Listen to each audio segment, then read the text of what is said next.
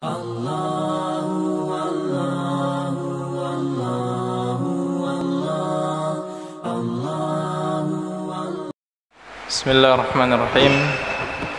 Assalamualaikum warahmatullahi wabarakatuh.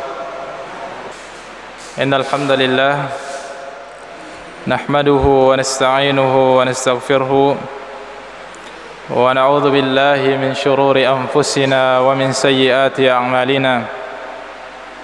Man yahdihillahu fala mudilla lahu wa may yudlilhu fala hadiya lahu. أشهد أن لا إله إلا الله وحده لا شريك له وأشهد أن محمدا عبده ورسوله وصفيه وخليله لا نبي ولا رسول بعده. قال الله تعالى في كتابه الكريم: أعوذ بالله من الشيطان الرجيم. يا أيها الذين آمنوا اتقوا الله حق تقاته wala tamutunna illa wa antum muslimun. Jamaah maghrib rahimani Allahu wa iyyakum ajma'in.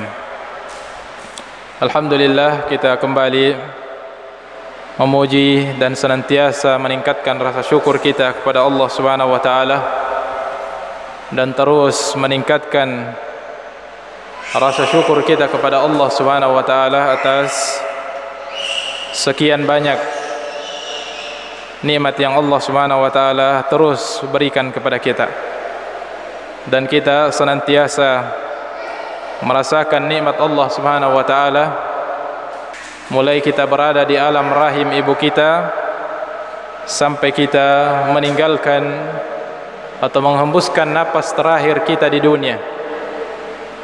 Senantiasa kita merasakan nikmat Allah Subhanahu wa taala, dan semoga setelah kita menghembuskan napas terakhir kita di dunia, setelah kematian pun kita senantiasa mendapatkan karunia dan nikmat dari Allah Subhanahu wa taala berupa balasan yang baik, berupa kebahagiaan, berupa ketenangan ketika kita telah meninggalkan dunia dan telah memasuki gerbang kehidupan yang baru di alam barzakh. Sebelum di akhirat kita sudah merasakan buah dari amal-amal soleh, buah dari kebaikan-kebaikan yang pernah kita lakukan di dunia.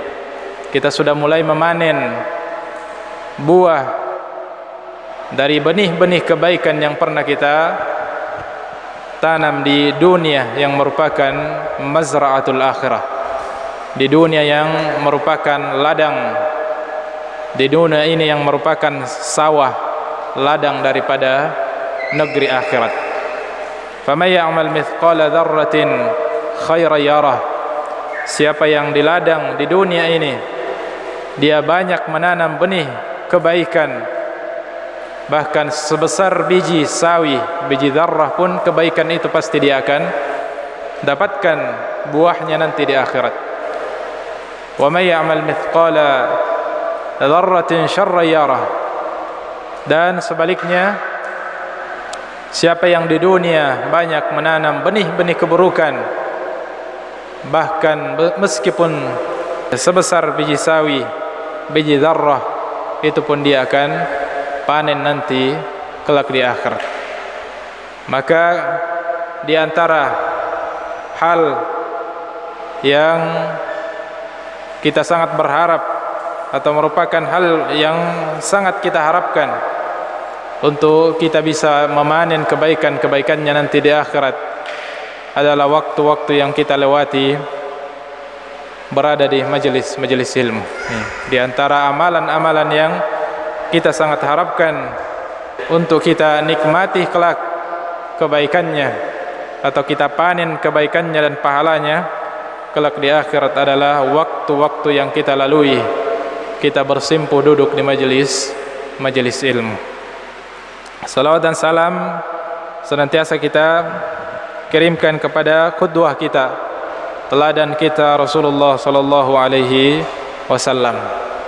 Nabi yang Allah Subhanahu wa taala utus sebagai utusan terakhir, sebagai nabi dan rasul penutup para nabi dan rasul sebelumnya, penyempurna ajaran dan risalah yang ada sebelumnya.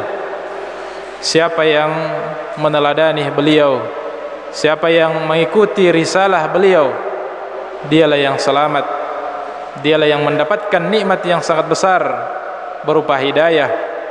Dan siapa yang tidak mau meneladani dan mengikuti beliau, maka dia telah merugi dengan kerugian yang sebesar-besarnya. Man ata'ani, kata Rasulullah, siapa yang menaatiku, dakhalal jannah, dia akan memasuki surga. Wa man asani faqad aba, siapa yang menyelisihi dan memilih jalan lain selain jalan yang beliau telah ajarkan dan beliau telah tempuh, maka dialah orang yang enggan memasuki surga Allah Subhanahu wa taala, meskipun lisannya senantiasa mengatakan saya ingin masuk surga. Hadirin jamaah maghrib rahimani Allah wa iyyakum ajma'in. Alhamdulillah, pada pertemuan yang kedua ini kita akan melanjutkan pembahasan hadis-hadis Nabi sallallahu alaihi wasallam yang dikumpulkan oleh Syekh Abdurrahman bin Muhammad Al-Misri rahimahullahu taala, yang membahas tentang fadail, keutamaan atau fadilah-fadilah, amalan-amalan atau hadis-hadis sahih tentang fadailul amal. Dan keutamaan, mengetahui keutamaan amalan-amalan atau perkara-perkara dalam agama kita adalah merupakan hal yang sangat penting, karena itu bisa mendorong dan memberikan kita motivasi, memberikan kita semangat dalam beramal, memberikan kita motivasi dalam beramal. Mengapa kita ringan dalam bersedekah misalnya? Tangan kita ringan untuk mengeluarkan sebagian harta kita di jalan Allah, karena kita mengetahui fadilahnya, karena kita mengetahui keutamaannya. Mengapa kita bisa bangun subuh, di saat cuaca dingin, di saat kita sedang nyenyak dalam tidur kita, berada di ruangan yang sangat nyaman, kita rela meninggalkan semua itu di saat ada panggilan Allah Subhanahu wa taala untuk menghadiri salat berjamaah, karena kita mengetahui ada fadilah, ada keutamaan di baliknya. Dan begitu banyak amalan-amalan yang kita bersemangat dalam mengerjakan itu karena kita mengetahui fadilahnya. Dan mengapa sebagian orang tidak mau atau berat untuk beramal atau melaksanakan suatu amal-amal tertentu? Boleh jadi karena dia belum mengetahui dengan baik apa keutamaan dari amalan-amalan tersebut. Maka pembahasan ini atau hadis-hadis Nabi ini penting, dan memang di antara tugas diutusnya Nabi kita sallallahu alaihi wasallam adalah basyira wa nadhira, adalah memberi peringatan dan memberi kabar gembira, dan memberi ancaman, memberi janji-janji kebaikan, keutamaan kepada orang-orang yang melakukan amalan soleh, dan memberikan peringatan-peringatan bagi orang yang melanggar apa yang Allah dan Rasulnya kehendaki. Pembahasan kita sebagaimana kita telah bacakan dua hadis di pertemuan yang lalu tentang fadailut tauhid, bagaimana keutamaan tauhid ketika seorang hamba betul-betul menjadi hamba yang mengesahkan Allah Subhanahu wa taala, menjadi hamba yang bertauhid, hamba yang hanya bergantung kepada Allah Subhanahu wa taala. Dan keutamaan iman, bagaimana kedudukan tauhid, bagaimana kedudukan akidah pada diri seorang manusia. Kita bacakan hadis yang diriwayatkan oleh Abu Dzar radhiyallahu taala anhu Ya, beliau mengisahkan satu peristiwa bersama dengan Nabi sallallahu alaihi wasallam. An Abi Dzar radhiyallahu taala anhu qala, dari sahabat yang mulia Abu Dzar radhiyallahu taala anhu.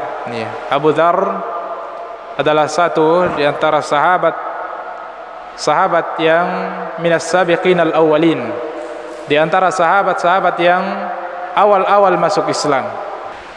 Dan sahabat-sahabat yang awal masuk Islam memiliki keutamaan khusus.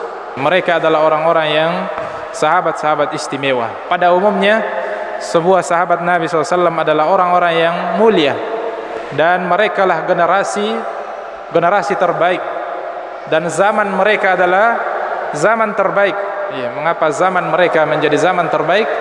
Karena orang yang hidup di zaman itu adalah orang-orang terbaik. Sebagaimana sabda Nabi SAW, khairun nasi qarni, sebaik-baik generasi adalah di zamanku, generasi sahabat. Maka pada umumnya semua sahabat itu adalah orang-orang yang istimewa, orang-orang yang mulia. Akan tetapi lebih dikhususkan lagi sabiqin al-awwalin, adalah orang-orang yang di awal-awal masuk Islam. Mengapa mereka lebih mulia? Karena ya beberapa hal tentunya. Pertama, mereka masuk Islam di saat Nabi sallallahu alaihi wasallam atau di saat ujian begitu berat. Iya, dan orang-orang yang awal masuk Islam mendapatkan ujian yang begitu berat yang tidak didapatkan oleh orang-orang yang berislam setelahnya. Khususnya di periode Mekah, saat umat Islam atau siapapun yang diketahui masuk Islam, maka dia akan mendapatkan penindasan. Bahkan banyak yang dari keluarganya sendiri, dari orang tuanya sendiri. Dan beliau ini Abu Dzar Al-Ghifari dari suku Ghifar, beliau mendatangi Rasulullah SAW untuk bersaksi untuk masuk ke dalam Islam. Dan ketika dia telah berislam, meskipun kebanyakan sahabat yang lainnya berislam dan menyembunyikan keislamannya, akan tetapi beliau justru menuju ke Ka'bah untuk menyampaikan dan berteriak, mengucapkan syahadat la ilaha illallah, meskipun beliau akhirnya dipukuli oleh orang-orang Quraisy. Beliau adalah termasuk sahabat yang sangat banyak meriwayatkan hadis-hadis Nabi sallallahu alaihi wasallam. Salah satu di antaranya adalah hadis yang kita bacakan ini. Dan beliau memiliki banyak momen-momen berduaan dengan Nabi sallallahu alaihi wasallam dan mendapatkan nasihat-nasihat istimewa, nasihat-nasihat khusus dari Nabi sallallahu alaihi wasallam. Terkhusus untuk beliau, meskipun semuanya akan menjadi nasihat yang umum untuk seluruh umatnya. Karena para sahabat ketika telah mendapatkan satu ilmu, satu nasihat dari Nabi sallallahu alaihi wasallam, perintah atau larangan, maka beliau akan segera menyebarkan kebaikan tersebut kepada orang lain. Di antara nasihat-nasihat yang beliau dapatkan secara khusus dari Nabi sallallahu alaihi wasallam adalah apa yang beliau sebutkan dalam satu riwayat. An Abi Dzar radhiyallahu taala anhu qala, dari Abu Dzar radhiyallahu taala anhu, beliau meriwayatkan atau beliau berkata, amarani khalili sallallahu alaihi wasallam bisab'in, kekasihku Rasulullah sallallahu alaihi wasallam memerintahkan, mewasiatkan kepadaku 7 perkara. Amarani bihubbil masakin, secara singkat kita sebutkan. Pertama, beliau menasihatkan kepadaku untuk mencintai orang-orang miskin, untuk memberikan perhatian kepada orang-orang miskin. Waddunuwi minhum, dan merendah kepada mereka, dan bersikap merendah kepada orang-orang miskin. Jangan menyombongkan diri, menampakkan kesombongan dan perlakuan yang menunjukkan merendahkan kepada orang-orang yang miskin. Wa amarani an anzura ila man huwa duni, Dan beliau mewasiatkan kepadaku untuk banyak memperhatikan orang-orang yang ada di bawahku. Dan ini sebagaimana di dalam riwayat Abu Hurairah radhiyallahu taala anhu juga, beliau bersabda, "Unzuru ila man huwa asfala minkum wa la tanzuru ila man huwa fawqakum." Banyaklah melihat, memperhatikan orang yang ada di bawah kalian, dan jangan terlalu banyak memperhatikan dan melihat orang yang ada di atas kalian. Fahuwa ajadaru alla tazdaru ni'matallahi alaikum, karena itu lebih baik, lebih pantas agar kalian tidak menganggap remeh nikmat yang Allah telah berikan kepada kalian. Kemudian nasihat yang ketiga atau lanjutan tadi, ya, wala anzura ila man huwa fawqi, dan beliau menasihatkan untuk aku tidak melihat kepada orang yang di atasku. Wa amarani an asilar rahim wa in adbarat, dan beliau memerintahkan untuk aku senantiasa menjaga hubungan silaturahim. Wa in adbarat, meskipun orang lain memutuskan silaturahim kepadaku, maka tetap berusaha untuk menjadi orang yang menyambung. Dan memang orang yang menyambung adalah menyambung sesuatu yang putus. Ketika putus, maka jadilah orang yang menyambung kebaikan tersebut, terutama silaturahim dijaga. Wa amarani an la as'ala ahadan syai'a, dan beliau mewasiatkan kepadaku untuk tidak meminta sesuatu kepada orang lain. Beliau sallallahu alaihi wasallam memerintahkan untuk tidak banyak meminta kepada orang lain. Dan memang ini meskipun asalnya adalah boleh, sesuatu yang dibolehkan, bahkan menjadi pintu kebaikan-kebaikan bagi saudara kita ketika ada saudara kita yang meminta atau meminta tolong. Akan tetapi Rasulullah mewasiatkan untuk kita, dan secara khusus kepada sahabatnya Abu Dzar radhiyallahu taala anhu, untuk berusaha semaksimal mungkin untuk tidak meminta kepada manusia kecuali dalam kondisi-kondisi darurat. Karena memang meminta kepada manusia tidak sama dengan meminta kepada Allah. Kalau meminta kepada Allah, kita diperintahkan untuk justru banyak meminta kepada Allah. Dan Allah semakin banyak kita meminta, semakin cinta kepada kita, semakin cinta kepada hambanya yang banyak meminta. Bahkan Allah dan Rasulnya memerintahkan dan mencintai al-mulihhina fid du'a, orang-orang yang mendesak ketika berdoa, ingin sekali merengek ketika berdoa kepada Allah, dan cinta kepada orang yang sering dan selalu berdoa. Bahkan Allah marah kepada hambanya yang tidak mau meminta kepadanya. Nah, beda dengan meminta kepada manusia. 1-2 kali kita meminta mungkin masih diberikan senyuman, tapi kalau 3 kali, 4 kali dan seterusnya, mungkin sudah berubah, bukan senyuman lagi yang kita dapatkan. Itulah manusia. Maka kita berusaha untuk menahan diri untuk tidak banyak meminta kepada manusia kecuali dalam kondisi-kondisi darurat yang sangat mendesak. Wa amarani an aqula bil haqqi wa in kana murran, dan beliau sallallahu alaihi wasallam menasihatkan kepadaku untuk mengucapkan dan mengatakan kebenaran walau kana murran, meskipun itu pahit.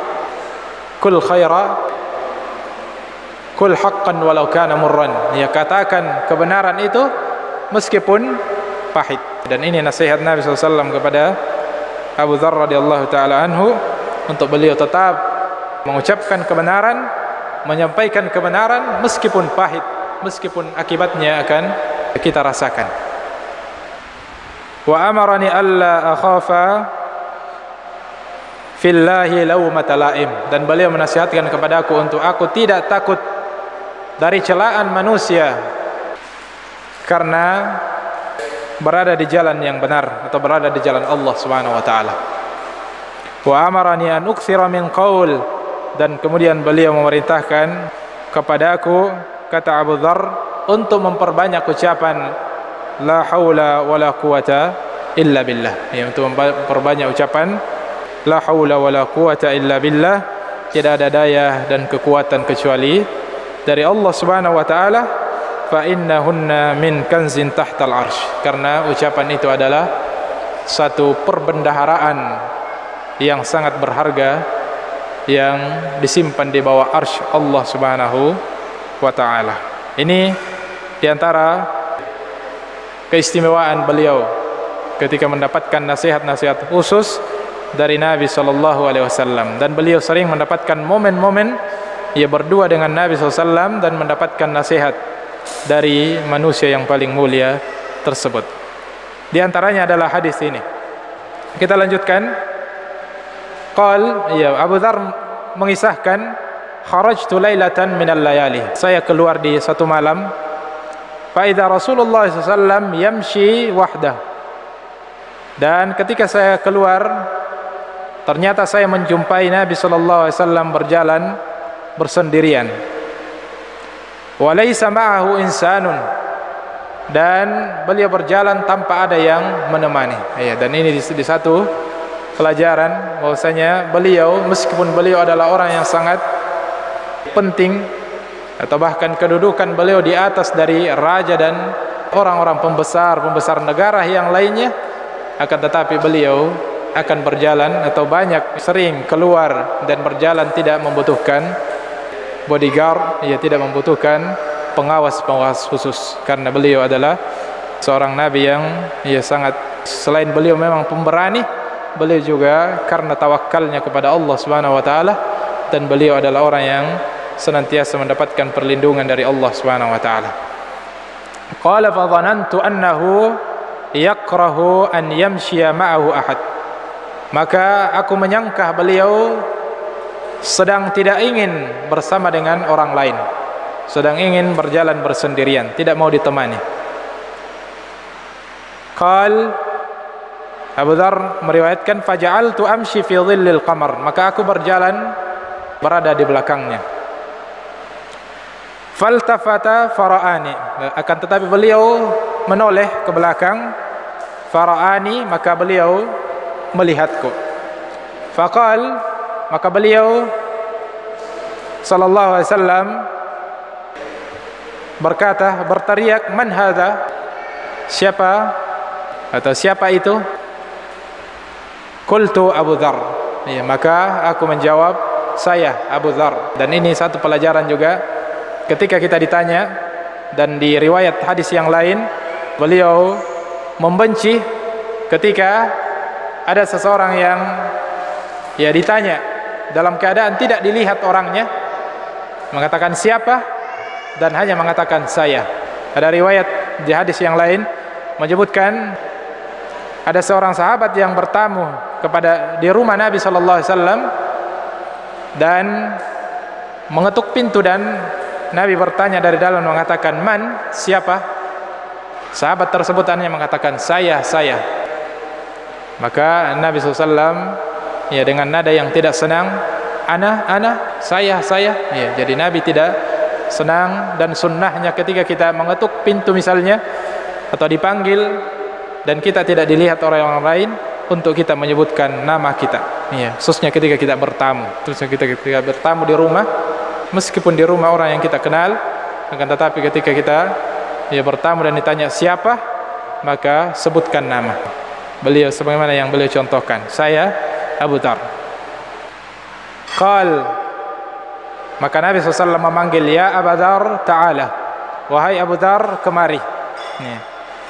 Famashaitu ma'ahu sa'atan, maka Abu Dzar mendatangi Rasulullah SAW dan berjalan bersama beliau sesaat. Lalu beliau SAW bernasihat. Rasulullah SAW menyampaikan satu perkara penting kepada beliau radhiyallahu taala anhu. Beliau bersabda, innal muktsirina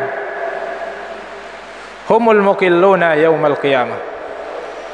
Sesungguhnya orang-orang yang bermegah-megah di dunia, sesungguhnya orang-orang yang berlebih-lebihan dan berbanyak-banyak harta di dunia, humul muqilluna yaumal qiyamah, mereka adalah orang-orang yang akan berkekurangan nanti pada hari kiamat. Mereka adalah orang yang akan berkekurangan dan tidak berkecukupan nanti pada hari kiamat. Ya, kita langsung jelaskan saja karena riwayatnya agak panjang ya, dengan penjelasan yang singkat. Innal muksirun, ya kata para pensyarah hadis, bahwasanya orang-orang yang bermegah-megah dan hanya memperbanyak harta dan lupa beramal. Dan beliau menyebutkan ini karena kebanyakan orang-orang yang tamak terhadap dunia, bermegah-megahan dengan kehidupan dunia, kebanyakannya adalah orang-orang yang lalai dari kehidupan akhirat, lalai untuk beramal. Ya, dan itu kita saksikan. Berapa orang dari orang-orang kaya yang berlebihan, diberikan kelebihan harta oleh Allah Subhanahu wa taala, yang juga menjadi orang yang semangat dalam beramal dan ya mencintai akhirat. Kebanyakan mereka adalah orang-orang yang lalai. Ya, karena mereka telah tertipu oleh kehidupan dunia. Humul mukhilluna yaumal qiyamah. Karena mereka sibuk dengan kehidupan dunia, mengurus urusan dunianya, maka dia lalai dalam beramal, sehingga mereka orang-orang yang akan kekurangan pahala, kekurangan kebaikan, kekurangan tabungan kebaikan nanti di akhirat pada hari kiamat. Illa man a'tahu Allahu khaira, kecuali orang-orang kaya, kecuali orang-orang yang diberikan kebaikan dan kekayaan oleh Allah Subhanahu wa taala, fanafaha fihi yaminahu wa shimalah wa baina yadayhi wa wara'ah, lalu dia memanfaatkan apa yang Allah Subhanahu wa taala berikan itu untuk memberikan kebaikan kepada orang-orang yang di kirinya, orang-orang yang di kanannya, orang-orang yang di depan dan di belakangnya.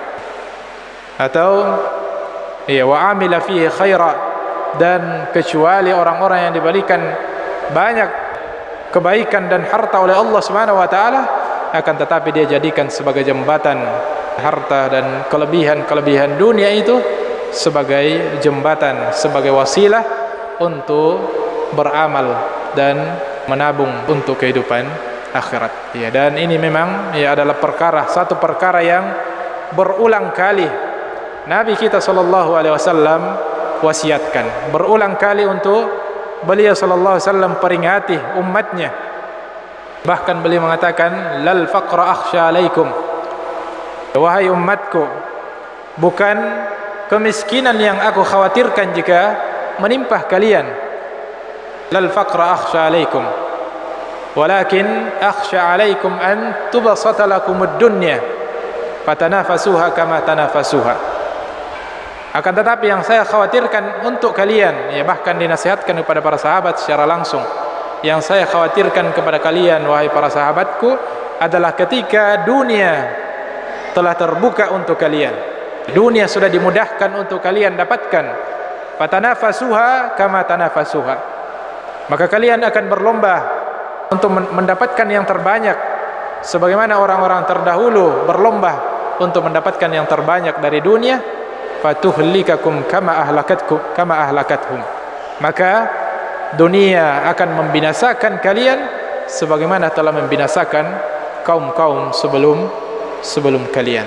Dan banyak nasihat-nasihat Nabi sallallahu alaihi wasallam memperingatkan kepada kita perkara ini, karena ini memang satu perkara yang sangat banyak melalaikan manusia di atas kehidupan dunia ini, adalah ya materi dunia. Maka bersyukurlah dan ya berbahagialah hamba-hamba Allah Subhanahu wa taala yang diberikan kelebihan harta oleh Allah Subhanahu wa taala, akan tetapi dia memahami hakikat harta tersebut, sehingga dia memanfaatkan harta tersebut sebagai wasilah, sebagai jalan untuk dia menabung dan ia mendapatkan kebaikan begitu banyak di dunia, untuk dia panen kelak sebagai hartanya yang hakiki di akhirat. Karena Rasulullah SAW bersabda, yaqulu banu Adam, manusia berkaitan dengan harta selalu mengucapkan, selalu mengatakan, selalu mengulangi, menyenandungkan, mali, ini hartaku, di sana hartaku, ya di situ hartaku. Kata Rasulullah, wa ma lahu min malihi illa thalath. Padahal tidak ada hartanya kecuali tiga hal. Ma akala fa afna. Hartanya adalah apa yang dia telah makan, apa yang dia telah makan dan minum, yang akhirnya keluar menjadi sesuatu yang hina, menjadi kotoran atau menjadi keringat. Wa ma labisa fa ablah. Atau hartanya yang berupa apa yang dia pakai, apa yang dia pakai yang akhirnya menjadi lap ujung-ujungnya, apa yang dia kendarai yang ujung-ujungnya akan berujung kepada tempat-tempat yang dihinakan. Nah, wa ma anfaqa fa abqa. Dan hartanya yang ketiga adalah apa yang disedekahkan, apa yang dikeluarkan di jalan Allah Subhanahu wa taala, fa abqa, maka itulah yang tinggal, ya itulah yang kekal, ya itulah yang menjadi hartanya yang hakiki, nanti kelak di akhirat dia akan nikmati. Kemudian Abu Dzar melanjutkan kisahnya, famasyaitu ma'ahu sa'atan. Kemudian setelah beliau bernasihat, kemudian beliau berjalan lagi bersama Nabi SAW. Faqala li, kemudian beliau sallallahu alaihi wasallam berkata kepada Abu Dzar, ijlis hahuna. Wahai Abu Dzar, duduk dulu di sini. Nah. Qal fa ajlasani fi qa'in haulahu hijarah. Iya, beliau memerintahkan saya untuk duduk di satu tempat yang di sekitarnya banyak pepohonan. Faqala li, lalu beliau kemudian ia mengatakan, ijlis hahuna, ya duduk di sini, hatta arji ilaik, sampai saya datang kembali. Jangan beranjak, jangan pergi, tunggu di sini sampai saya kembali. Qal, Abu Dzar kemudian mengatakan, fantalaqa fil harra hatta la arahu. Maka beliau kemudian pergi sampai pergi ke tempat yang agak bebatuan sampai saya tidak melihat beliau. Falabitha anni fa atala al-lubuth. Kemudian dia pergi dariku dan beliau pergi agak lama. Thumma inni sami'tu huwa muqbil. Kemudian aku mendengarkan beliau datang dan aku mendengarkan beliau mengatakan, wa in sariqa wa in saraqa wa in zana. Saya mendengarkan beliau berkata, apakah meskipun dia telah mencuri atau telah berzina?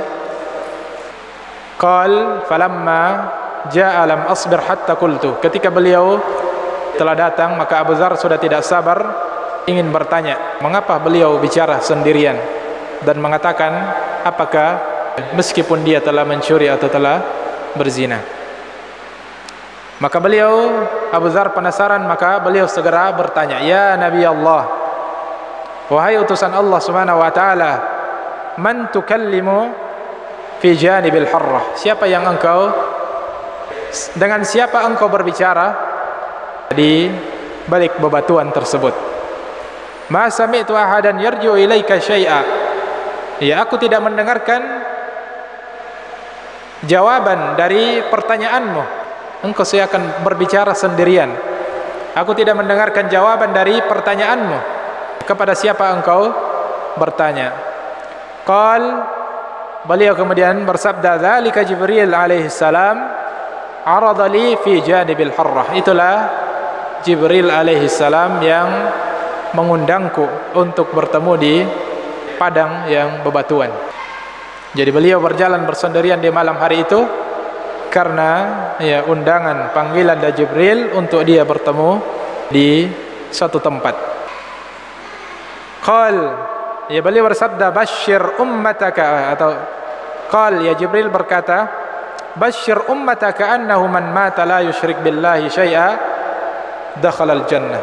Sampaikan kabar gembira kepada umatmu, siapa yang meninggal dunia la yusyrik billah, dalam keadaan tidak membawa dosa kesyirikan, dakhala al-jannah, maka dia dijamin masuk surga. Qultu ya Jibril, Rasulullah kemudian bertanya, dan inilah pertanyaan yang didengarkan oleh Abu Dzar, ya wahai Jibril, wa in saraqa wa in zana. Wahai Jibril, apakah meskipun dia pernah mencuri atau pernah berzina? Qala na'am. Maka Jibril menjawab, iya. Qultu, maka Rasulullah kembali mengulangi. Iya. Maka Abu Dzar juga bertanya heran kepada Nabi SAW, wa in saraqa wa in zana, apakah dia tetap akan masuk surga meskipun dia pernah mencuri dan pernah berzina? Qala na'am. Maka Rasulullah menjawab, iya. Wa in syaribal khamar, ya, meskipun dia pernah meminum khamar. Ini senadah dengan hadis-hadis sebelumnya. Dan kita telah jelaskan bahwasanya dakhalal jannah, bahwasanya orang yang meninggal dalam keadaan tidak membawa dosa syirik pasti ma'aluhu ilal jannah, pasti ujung perjalanannya ke surga Allah Subhanahu wa taala, meskipun di dunia dia pernah melakukan dosa-dosa yang lainnya, bahkan dosa-dosa besar. Dan ketika seseorang meninggal dalam keadaan membawa dosa besar, maka dia tahta masyiatillah. Kalau Allah Subhanahu wa taala berkehendak untuk dia mengampuni dosa itu, maka bisa saja Allah Subhanahu wa taala menghapuskan dosa yang pernah dia lakukan. Mungkin karena ada amalan-amalan yang istimewa yang pernah dia kerjakan sehingga dihapus dosa yang pernah dia lakukan. Ataupun kalau tidak, maka dia akan diazab terlebih dahulu, akan disiksa terlebih dahulu di neraka sesuai kadar dosa yang pernah dia lakukan. Akan tetapi selama dosa yang dia lakukan adalah bukan dosa kesyirikan, maka nanti akan dimasukkan ke dalam surga, dan di surga lah dia akan kekal di dalamnya, ya. Dan sudah kita jelaskan, kita tidak seperti dua kubu aliran yang menyelisihi sunnah, bahwasanya ada Mu'tazilah yang mengatakan dosa besar mencuri, berzina, meminum khamar dan dosa-dosa besar yang lainnya menyebabkan seorang hamba masuk ke dalam neraka dan kekal di dalamnya ketika dia tidak bertobat. Dan ada aliran yang lain yang mengatakan bahwasanya dosa besar tidak ada pengaruhnya. Iya, dosa-dosa apapun tidak ada pengaruhnya selama kita tidak melakukan dosa syirik. Yang penting jangan lakukan dosa syirik, maka kita akan masuk ke dalam surga. Kita akan langsung masuk ke dalam surga. Ia berdalilkan hadis-hadis yang seperti ini, dan dia tidak mengumpulkan hadis-hadis yang lainnya. Maka Ahlus Sunnah wal Jamaah berada di pertengahan, bahwasanya orang yang meninggal dunia dalam keadaan dia tidak membawa dosa kesyirikan, tidak membawa dosa syirik, maka jika dia memiliki dosa-dosa yang lainnya bahkan termasuk dosa besar, maka boleh jadi Allah mengampuni dosa tersebut dan tidak mengazabnya, karena mungkin disebabkan ada amalan-amalan yang pernah dia lakukan, atau karena besarnya kasih sayang dan rahmat Allah Subhanahu wa taala, dan boleh jadi dia akan mengazabnya terlebih dahulu, menyiksanya terlebih dahulu sesuai kadar dosa yang dia lakukan, dan nanti ujungnya dia akan masuk ke dalam surga Allah Subhanahu wa taala. Adapun seseorang yang meninggal dalam keadaan membawa dosa kesyirikan dan dia tidak bertobat, maka mereka lah yang akan dikekalkan di dalam neraka, waliyadzubillah. Dan Allah Subhanahu wa taala tidak akan memberikan peluang pengampunan bagi orang yang meninggal dalam keadaan membawa dosa kesyirikan. Innallaha la yaghfiru ayyushraka bihi wa yaghfiru ma duna dzalika liman yasha. Dan Allah Subhanahu wa taala tidak akan mengampuni dosa kesyirikan ketika seseorang telah meninggal dan ada dosa kesyirikan besar yang dia bawa dan belum sempat bertaubat di dunia, dan Allah akan ampuni dosa yang lain. Berarti dosa selain kesyirikan, meskipun ada yang disiksa terlebih dahulu, akan tetapi semuanya akan dimasukkan ke dalam surga Allah Subhanahu wa taala pada akhirnya. Kemudian sabda Nabi SAW bahwasanya meskipun dia telah meminum khamar atau telah berzina dan telah mencuri, bukan menunjukkan bahwasanya itu perkara yang ringan, bukan menunjukkan bahwasanya itu satu dosa yang ringan atau perkara yang sepele. Karena sahabat Abu Dzar sampai berulang-ulang kali di riwayat yang lain, berulang kali seakan tidak menerima. Kenapa bisa? Karena dalam pandangan mereka yang mereka pahami selama ini bahwasanya dosa itu adalah dosa yang sangat besar. Perkara itu adalah perkara yang berat, dosa mencuri, dosa berzina, meminum khamar, semuanya adalah dosa-dosa besar yang mereka pahami sangat pantas ya untuk mendapatkan balasan siksaan dari Allah Subhanahu wa taala. Mereka kaget, bahkan Umar sendiri mengatakan jangan sebarkan dulu hadis ini.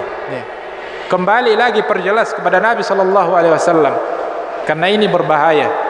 Jangan sampai disampaikan kepada orang-orang yang tidak memahami dengan benar, ya lalu mereka yattaqilu, mereka bermudah-mudah ya dan mengatakan tidak mengapa melakukan dosa ini, dosa itu selama tidak mempersekutukan Allah.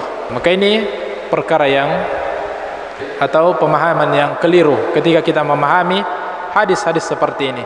Yang ingin ditekankan oleh Nabi SAW pada hadis-hadis yang seperti ini adalah tingginya nilai tauhid, tingginya nilai akidah, tingginya nilai keimanan di dalam hati seorang hamba, sampai-sampai dia berpeluang untuk dimaafkan dari dosa-dosa yang sangat berat dikarenakan keimanan dan tauhid, keimanan dan akidah yang ada di dalam hatinya. Jadi bukan justru sebaliknya yang kita ingin tonjolkan ya, bukan justru kita memahami bahwasanya ya tidak mengapa dosa-dosa tersebut, atau ya dosa-dosa tersebut adalah dosa-dosa yang ringan, tidak mengapa kita kerjakan selama kita berakidah.